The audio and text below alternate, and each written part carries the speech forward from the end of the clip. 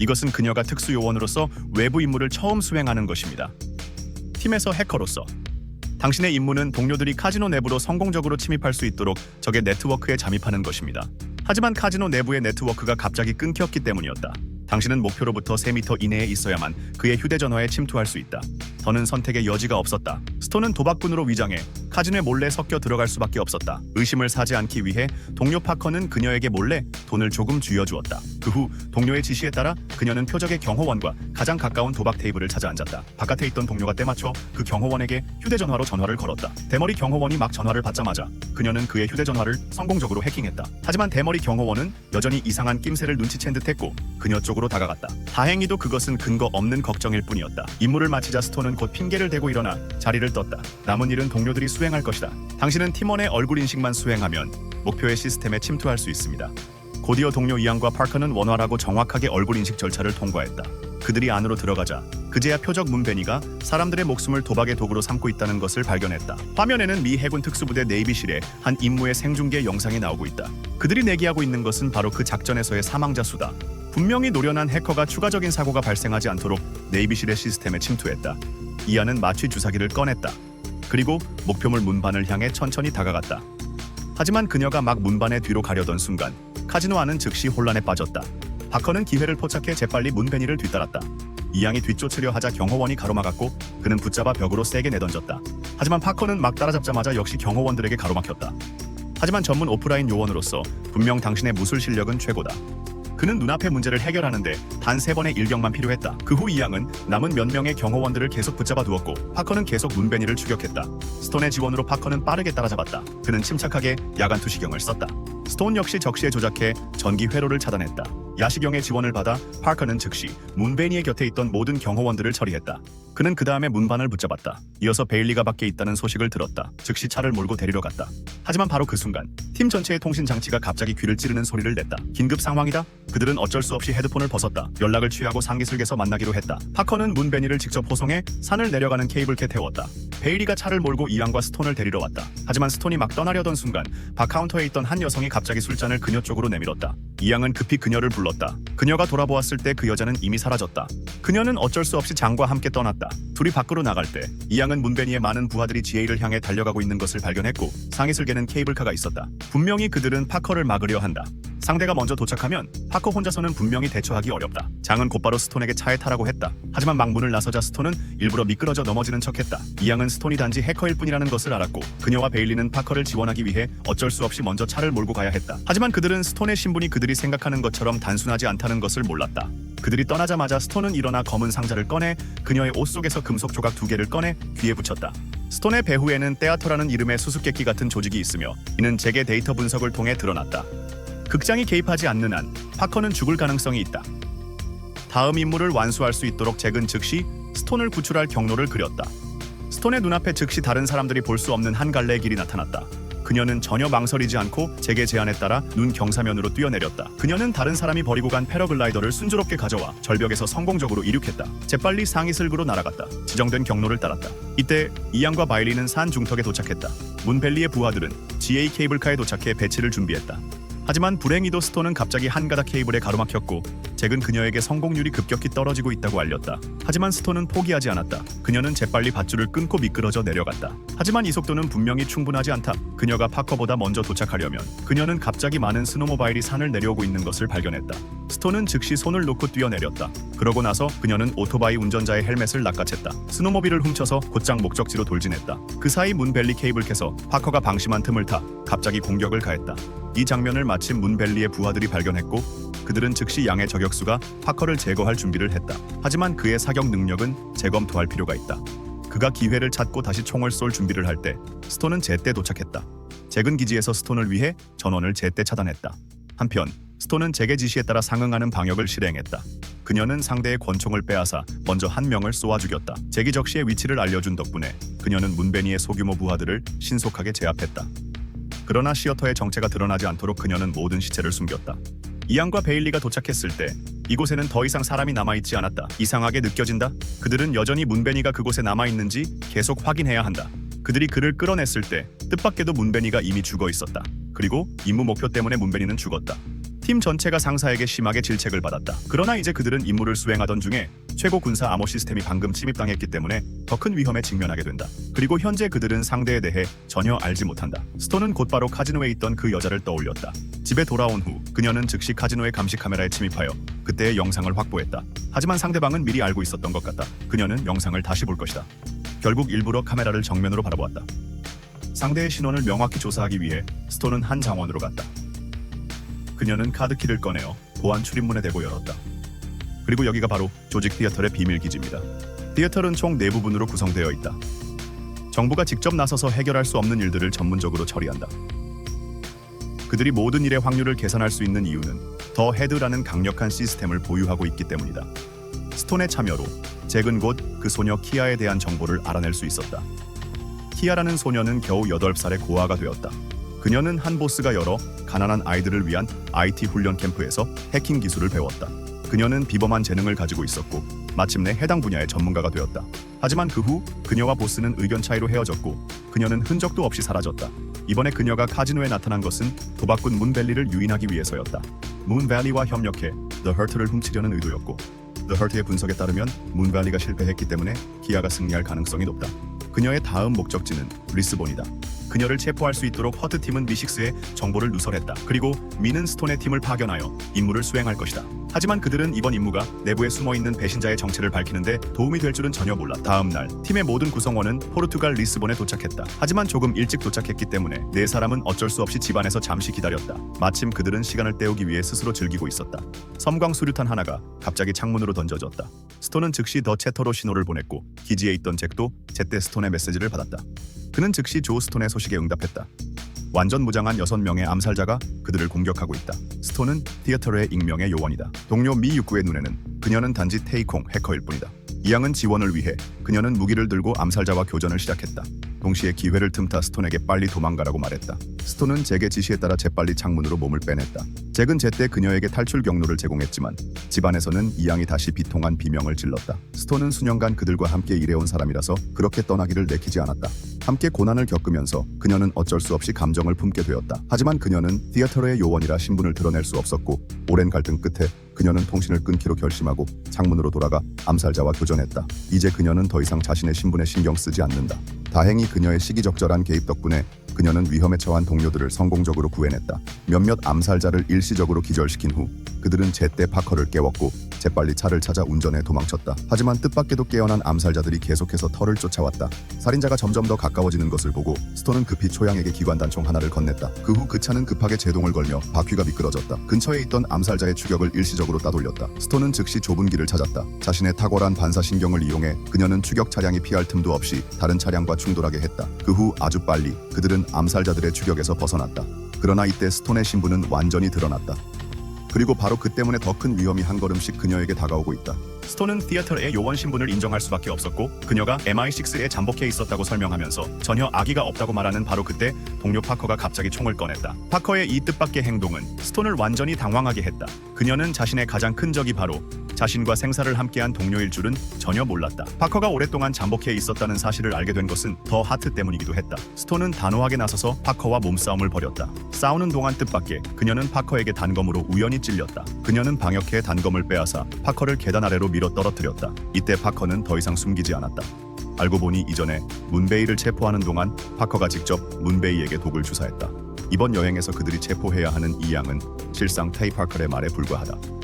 그녀는 일부러 카지노의 얼굴 정보를 남겨 더 차터의 스톤이 모습을 드러내게 유인했다. 최종 목적은 더 하트이고 티어털의 만능 시스템이다. 파커가 태연하게 이 말을 다 한 뒤 스톤은 그에게서 부드럽게 밀려났다. 알고 보니 스톤을 찌른 단검에는 파커가 독을 묻혀 있었다. 이제 상황이 역전되었고 그는 주저하지 않고 자신의 계획을 실행할 것이다. 다음, 파커는 스톤의 팔에 아주 작은 칩을 이식한다. 그 후 그는 단호하게 떠났다. 스톤이 깨어났을 때 그녀는 더 하트 팀의 기지에 있었다.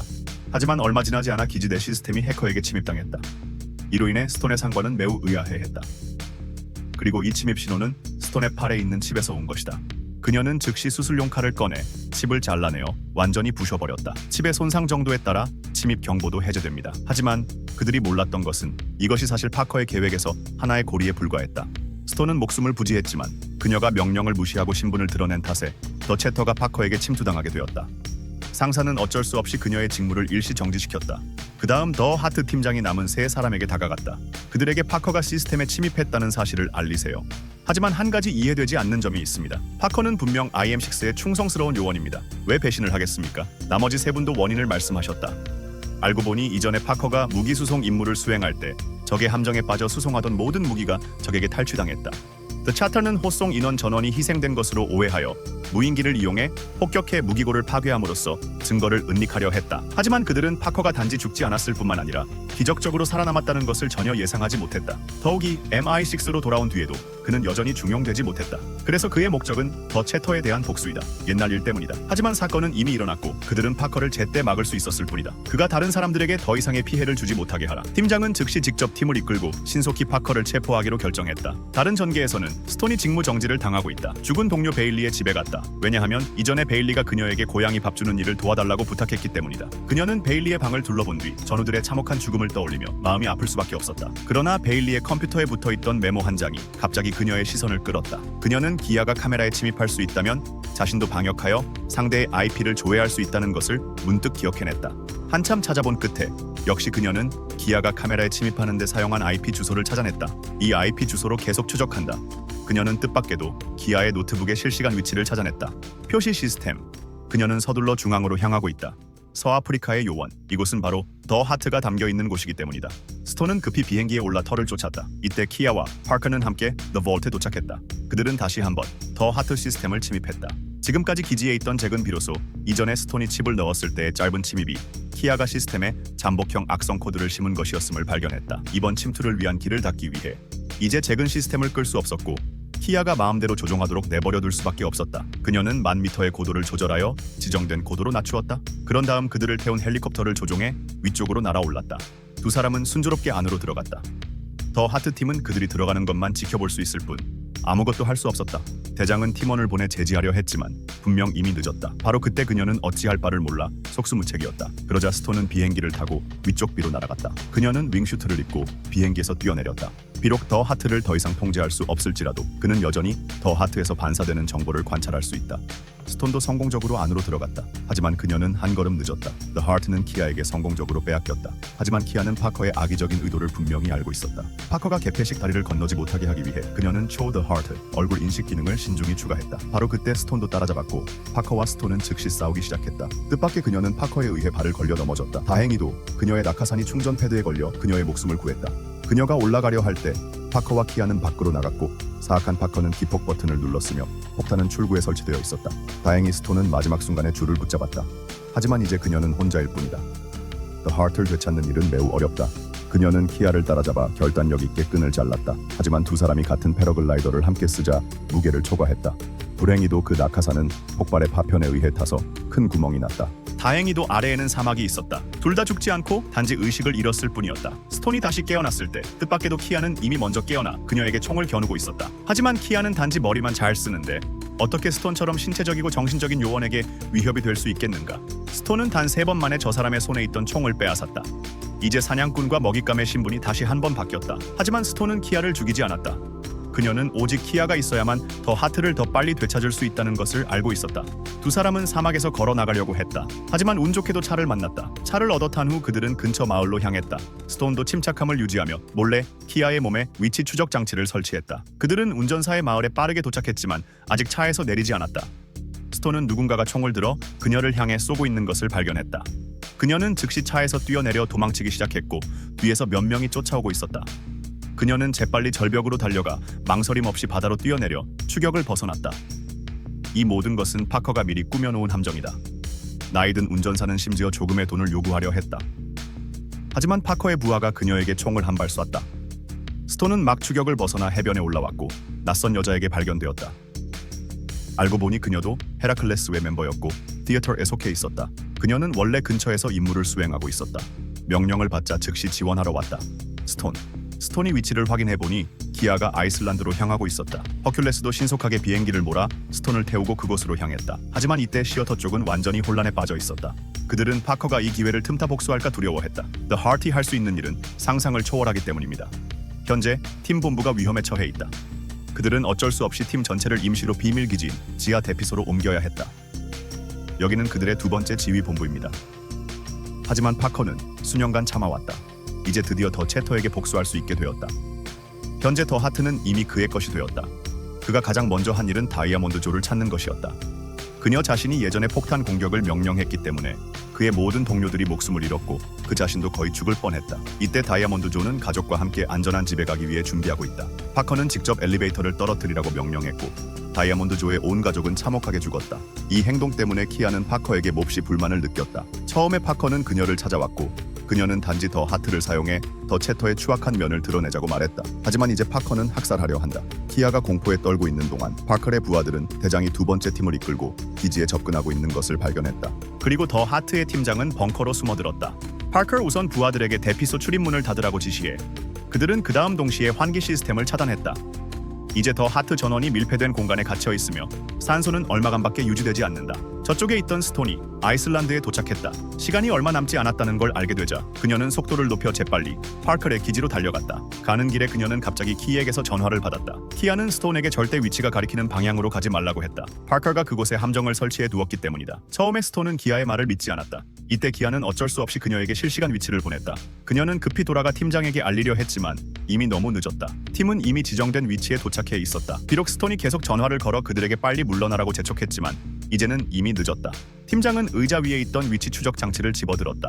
파커는 자신의 걸작에 들떠 있을 때 더 하트 시스템이 갑자기 완전히 마비되었다. 그때야 그는 키아가 달라진 것을 알아차렸다. 더 이상 그 자리에 있지 않았다. 그는 기지 곳곳에서 키아를 찾기 시작했다. 그때 스톤도 키아의 위치를 향해 차를 몰고 있었다. 하지만 뜻밖의 그녀의 뒤에도 오토바이를 탄 암살자가 있어 그녀를 쫓아 죽이려 했다. 지금 그녀 앞에는 트럭이 있고 코너에 이르렀을 때 그녀는 암살자를 처리했다. 조는 즉시 트럭을 이용해 빠르게 기아의 위치로 향했다.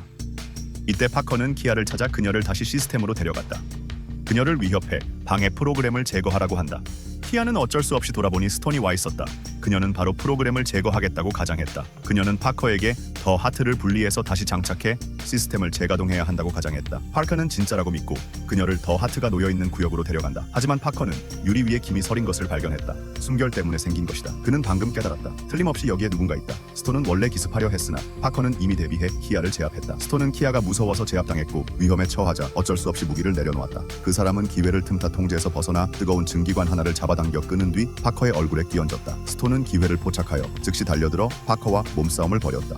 그가 제때 재장전했다. 권총을 주고 총을 스톤에게 던져라. 이로써 마지막 전 동료도 결국 그녀에게 살해당했고 다행히도 그들은 시스템을 제때 복구했다. 마지막 순간에 팀 전체가 거의 죽을 뻔하고 있다. 마침내 모두 구출되었다. 키아는 당연히 감옥에 가야 했지만 스톤은 그녀가 파커에게 이용당했을 뿐이라는 것을 알고 있었다. 그리고 그녀의 해킹 능력은 스톤의 열렬한 소개 아래 그녀가 키아에게 더 채터를 대표하는 한 장의 카드를 건넸다. 기아의 합류로 스톤은 잭과 기아와 함께 새로운 행동팀을 결성하고 새로운 보호 임무를 시작한다. 이것은 하나의 작품으로 여성 요원이라는 인물을 구축하려는 시도가 담겨 있으나 눈에 띄는 점이 있는 반면 결점도 있다. 영화 속 액션 장면들은 긴장감 넘치는 장면이 부족하지 않다. 공중의 열기구에서 벌어지는 격투 장면은 고전적이면서도 매력적이다. 하지만 전반적으로 연기가 다소 평범해 보인다. 비록 갤가도트는 민첩한 몸놀림으로 많은 시각적 임팩트를 선사했지만 캐릭터 구축은 다소 허약했다. 영화의 가치는 명성에 있고 영화 평론의 가치는 감상에 있다. 오늘의 영화는 여기서 끝납니다. 시청해주셔서 감사합니다. 여러분, 이 영화 어떠세요? 아래에 댓글로 남겨주세요.